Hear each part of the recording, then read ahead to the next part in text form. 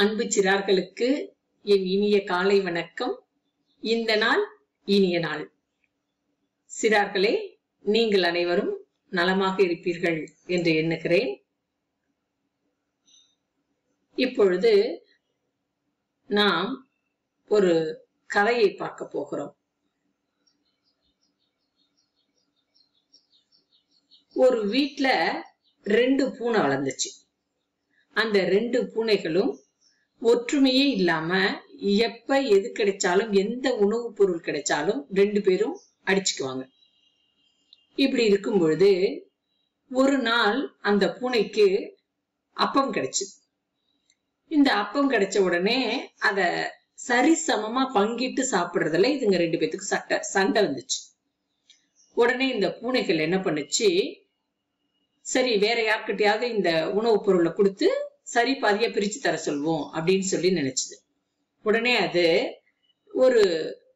அந்த அப்பத்தை எடுத்துட்டு வீட்டுக்கு வெளியில வந்துச்சு.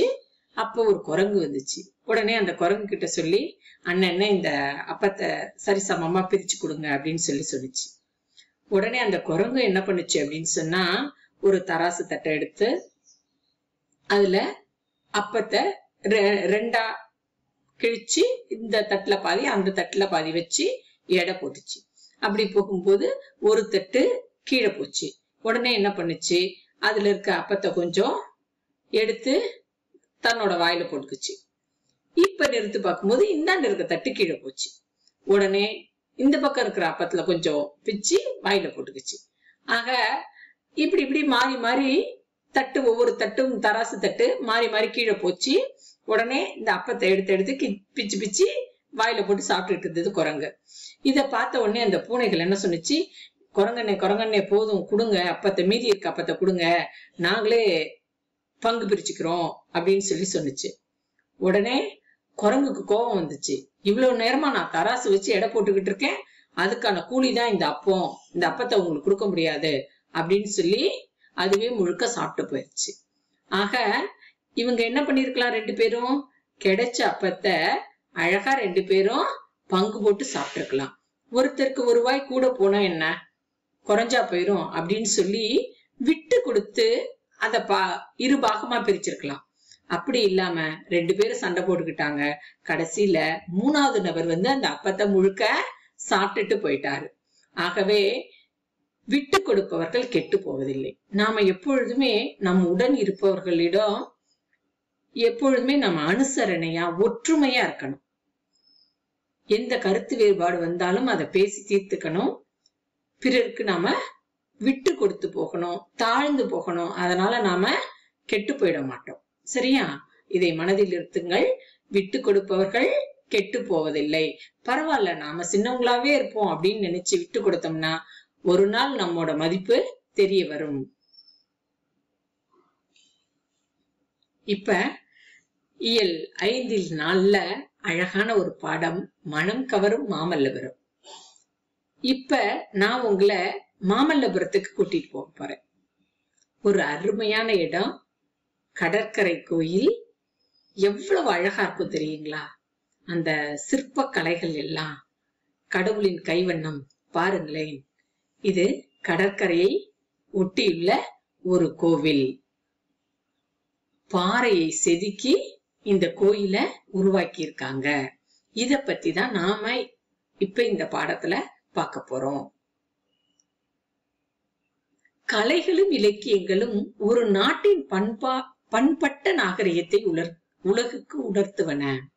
நம்ம நாட்டுல இருக்க கலைகள், நம்முடைய தமிழ் இலக்கியங்கள், இதெல்லாம் நம்முடைய பண்பாடு, கலாச்சாரம் ஆகியவற்றை உலக அளவில் உணர்த்தக்கூடியது. அதனாலதான் உலகத்தில் உள்ள பல அறிஞர்களால் நம்முடைய தமிழ் மொழியானது ஆராய்ச்சி செய்யப்பட்டு செம்மொழியாக அறிவிக்கப்பட்டுள்ளது. ஏனென்றால் நம்மிடம் உள்ள இலக்கிய வளம், தமிழ் மொழியில் உள்ள இலக்கிய வளத்தை ஆராய்ந்து அதற்கு செம்மொழி என்ற அந்தஸ்து கொடுத்திருக்காங்க. அது போன்றே நம்முடைய தமிழர்களுடைய சிற்பக்கலை, சிற்பம் என்றால் கல்லில் உளி வைத்து உருவங்களை செதுக்குவதுதான் சிற்பம். அது போன்று ஓவியம், படம் வரைவது. இந்த கலைகள் எல்லாம் நம்முடைய தமிழர்கள் மிக சிறந்திருந்தனர். இதெல்லாம் காலத்தால் அழியாதது. கல்வெட்டுல எழுதி வச்சிருக்காங்க அப்படின்னு சொன்னா அது எந்த காலத்திலயும் என்ன பண்ணாது, அழியவே அழியாது. அதனாலதான் நம்முடைய படைப்புகள் எல்லாத்தையும் வெளிநாட்டிலிருந்து பலர் கண்டு ரசிக்கின்றனர். ஆக பல நூற்றாண்டுகள் இந்த சிற்பக்கலைகள் எல்லாம் பல நூற்றாண்டுகளை கடந்தது. ஆனாலும் இன்னைக்கும் கலைநயம் குறையாமல், அழகு சிதையாமல் உள்ளது. இது நமக்கே உள்ள ஒரு பெருமை.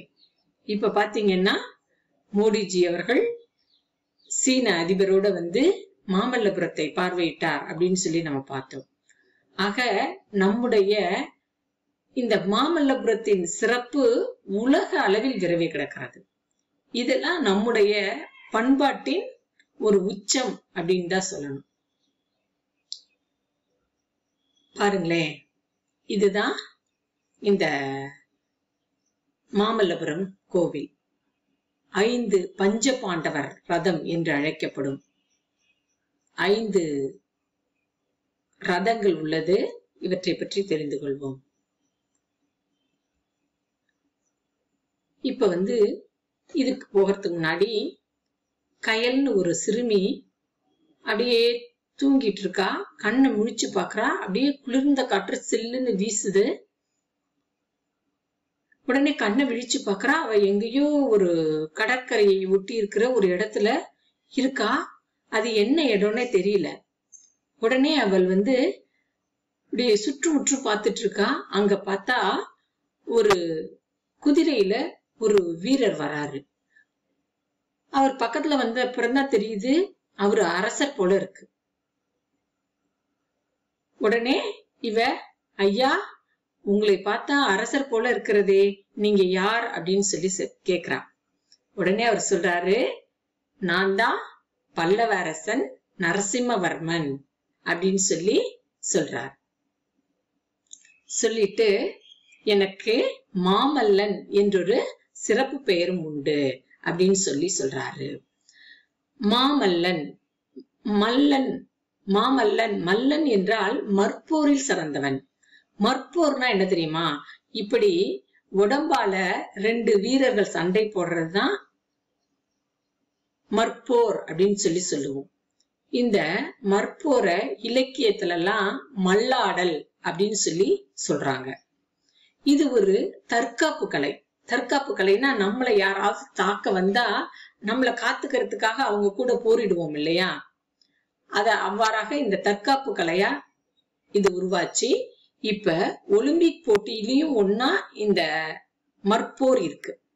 இந்த மற்போர்ல நாம பார்த்த பல்லவ அரசன் நரசிம்மவர்மன் மிகவும் சிறந்தவனா, மற்போரில் சிறந்தவன். அதனால் அவனை மாமல்லன் என்று அழைத்தார்கள். அந்த மாமல்லன் தான் இப்ப இந்த கயல்ங்கிற பொண்ணு கூட பேசிக்கிட்டு இருக்காரு. இதுதான் மற்போர். பாருங்க, உடம்பால தாக்கிக்கிறது, ஆயுதங்கள் எதுவும் இல்லாம உடம்பால தாக்கிக்கிறது தான் மற்போர். நீங்க எல்லாம் டிவியில பாத்துட்டு இருக்கீங்க இல்லையா? அதான். சரி குழந்தாய், உன் பேர் என்ன அப்படின்னு சொல்லி நரசிம்மவர்மன் அந்த குழந்தைகிட்ட கேக்குறாரு. அவ சொல்றா, மதி கயல் அப்படின்னு சொல்லி சொல்றா. மதி கயலா அப்படின்னு சொல்லி அவர் கேக்குறாரு. இல்லை, மங்கை திருநாவுக்கரசு கயல் அப்படின்னு சொல்றா. மங்கை என்பது அவளுடைய தாயின் பெயர், திருநாவுக்கரசு என்பது தந்தையின் பெயர். ஆக மாவையும் தீயவும் தலைப்பெழுத்தா கொண்டுள்ள. தலைப்பெழுத்து அப்படின்னு சொன்னா இனிஷியல், நாம இனிஷியல் போட்டுக்கிறோம் இல்லையா? அததான் தமிழ்ல தலைப்பெழுத்து அப்படின்னு சொல்லி சொல்றோம். அந்த மாவுக்கும் தீக்கும் அவள் தந்தையோட பேரையும் தாயோட பேரையும் கொண்டு இருக்கா. அத அவருக்கு சொல்ற. அப்புறம் அவ சுற்றுமுற்றும் பார்த்துட்டு, இது என்ன கோவிலா தேரா? அழகா இருக்க, தேர் போல இருக்கே, கோவில் மாதிரி இருக்கே, இது என்ன இது அப்படின்னு சொல்லி அந்த நரசிம்மவர்ம பல்லவன்ட்ட கேக்குறா. உடனே அவர் சொல்றாரு, இது ஒரே பாறையில் செதுக்கி செய்யப்பட்ட கோவில். ரதம் போன்ற வடிவத்துல இருப்பதால இத ரத கோயில்னு சொல்றாங்க. ரதம்னா என்னன்னா தேர். ஒரு பெரிய பாறை, அந்த பாறையை செதுக்கி இந்த வடிவங்களை செஞ்சிருக்காங்க. இது பாக்குறதுக்கு தேர் போல இருக்கிறதுனால இதுக்கு பேரு ரத கோவில் அப்படின்னு சொல்லி சொல்றாரு. இத பஞ்ச பாண்டவர் ரதம் அப்படின்னு சொல்லி சொல்றாங்க. பாருங்க 5 இருக்கும் பாருங்க, 1 2 3 4 5 இருக்கு. அப்புறம் பாருங்க யானை, சிங்கமுகம், இவ்வாறாக 5 இருந்து அதுக்கு பஞ்சம், 5 பஞ்ச பாண்டவர், 5 என்பதற்கு பஞ்ச பாண்டவர் ரதம் அப்படின்னு சொல்லி பேர் வச்சிருக்காங்க. 5 இருக்கிறதுனால. நீங்க அப்பனா மிக நீண்ட காலத்திற்கு முன்பு வாழ்ந்தவரா அப்படின்னு சொல்லி அந்த குழந்தை கேட்கிறா. ஆமா, நான் 7ஆம் நூற்றாண்டை சேர்ந்தவன் அப்படின்னு சொல்லி சொல்றாரு. சரி, இந்த நீங்க 7ஆம் நூற்றாண்டை சேர்ந்தவங்கன்னு சொல்றீங்களே, இந்த கோவில இந்த ரதத்தை உருவாக்குறதுக்கு கல்லெல்லாம் எங்க இருந்து கொண்டு வந்தாங்க? நீங்க இதை செய்யறதுக்கு எங்க இருந்து கொண்டு வந்தீங்க அப்படின்னு சொல்லி கேக்குறா. அப்ப அவர் சொல்றாரு, இங்க இருந்த பாறைகளை தான் செதுக்கி இவ்வாறு உருவாக்கணும் அப்படின்னு சொல்லி சொல்றாரு. இவரு மாமல்லன் தானே நரசிம்மவர்ம பல்லவன். இவரு சின்ன பிள்ளையா இருக்கும் பொழுது ஒரு நாள் அவங்க அப்பா கூட அந்த கடற்கரை பகுதியில உலாவிக்கிட்டு இருக்காரு. அப்படி இருந்தப்ப ஒரு பாறையோட அந்த பாறையோட நிழலை பார்த்தா தரையில யானை மாதிரி தெரிஞ்சிச்சான். உடனே இவர் தந்தையை கூப்பிட்டு, அப்பா அங்க பாருங்களேன், அந்த பாறையோட நிழல் யானை மாதிரி தெரியுது அப்படின்னு சொல்லி சொன்னாராம். உடனே அவங்க அப்பா மகேந்திரவர்ம பல்லவன். அவர் என்ன சொல்றாரு, ஆமா நரசிம்மா, அதுக்கு அடுத்து ஒரு குன்று இருக்கு பாரு, அந்த குன்றை பாரு, அதை பாத்தீங்கன்னா கோவில் மாதிரியே தெரியுது பாரு அப்படின்னு சொல்லியிருக்காரு. உடனே சரி, நாம இந்த பாறைகளை அப்படியே யானையாகவும் கோவிலாகவும் செதுக்கிடலாம் அப்படின்னு சொல்றாரு. அப்படி ஏற்பட்டதுதான், அப்படி உருவானதுதான் இந்த மாமல்லபுரம். பிறகு இந்த மகேந்திரவர்ம பல்லவன் என்ன பண்ணாரு அப்படின்னு சொன்னா, சிற்பிகளை வைத்து அந்த யானை போல தெரிஞ்சது இல்லையா, அதை யானையின் உருவமாகவே செதுக்கிட்டாங்க. அதுக்கப்புறம் பாத்தீங்களா, யானையின் உருவமாகவே இது ஆக்சுவலா ஒரு பாறை. அந்த பாறையை அப்படியே செதுக்கி யானை உருவத்தை கொண்டு வந்துட்டாங்க. அடுத்தது இருந்த பாறைகளை எல்லாம் அப்படியே என்ன பண்ணிருக்காங்க, பெரிய பாறை, அந்த பாறையை செதுக்கி கோயிலா கொண்டு வந்திருக்காங்க. எவ்வளவு அழகா இருக்கு, எவ்வளவு அருமையான வேலைப்பாடுகள். அந்த சிற்பிகளோட கைவண்ணம் எப்படி இருக்குன்னு சொல்லணும் பாருங்களேன். ஒரு பாறை, கல்லு, அந்த கல்ல உடைக்கவே முடியாது, அத உளி வச்சு கொஞ்சம் கொஞ்சமா செதுக்கி அந்த பாறைகளோட உருவத்தை கொண்டு வந்திருக்காங்க. அதுவே அப்படி உளி வச்சு செதுக்கும் பொழுது கொஞ்சம் வேகமா தட்டிட்டா கூட அதனோட உருவம் அப்படியே அசிங்கமாயிரும். ஆக பார்த்து அந்த கல்லு வச்சு, அந்த கல்ல பார்த்து ஓவியம் கூட பேப்பர்ல அழகா பென்சில் வச்சு வரைஞ்சிடலாம். ஒரு தப்பு வந்துச்சுன்னா அழைச்சிட்டு மீண்டும் வரையலாம். ஆனா இது கல்ல அடிச்சு செதுக்கிறதே கஷ்டமான விஷயம். அதுலயும் ஒரு தவறு வந்துட்டா திரும்ப மாத்த முடியாது, அவ்வளவுதான், அந்த கல்லே வேஸ்ட். அந்த கல்லுல அந்த உருவத்துல கொஞ்சம் தப்பு வந்தாலும் அது அப்படியே செதறி போயிடும் அந்த இடம்.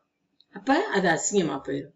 அப்படி இருக்கும் பொழுது எவ்வளவு அழகான வேலைப்பாடோடு நேர்த்தியா இந்த சிற்பங்களை உருவாக்கியிருக்காங்க பாருங்களேன். இந்த மாமல்லன் சிறு வயதுல அவரோட கற்பனையில அந்த பாறையானது யானை வடிவமா தெரிஞ்சுது. அத தந்தை கிட்ட சொன்னாரு. உடனே அவரோட கற்பனைகளை பார்க்கும்போது பக்கத்துல உள்ளது கோயிலா தெரிஞ்சுது. இதை அப்படியே கடற்கரை கோயிலாகவும் யானையாகவும் செதுக்க வேண்டும் என்று நினைத்து மகேந்திரவர்ம பல்லவன் தொடங்கியது இந்த மாமல்லபுரம் சிற்பங்கள். இந்த மகேந்திரவர்மனை சித்திரக்கார புலி என்று அழைப்பார்கள். அவர் சித்திரக்கார புலி என்ற சிறப்பு பெயரை பெற்றவர். ஏனென்றால் அவர் கலைகளில் எல்லாம் சிறந்தவர். அதனால இவர் சித்திரக்கார புலி என்று சொல்வார்களாம். ஆக இவர் காலத்துல தொடங்குனது அடுத்து நரசிம்மவர்ம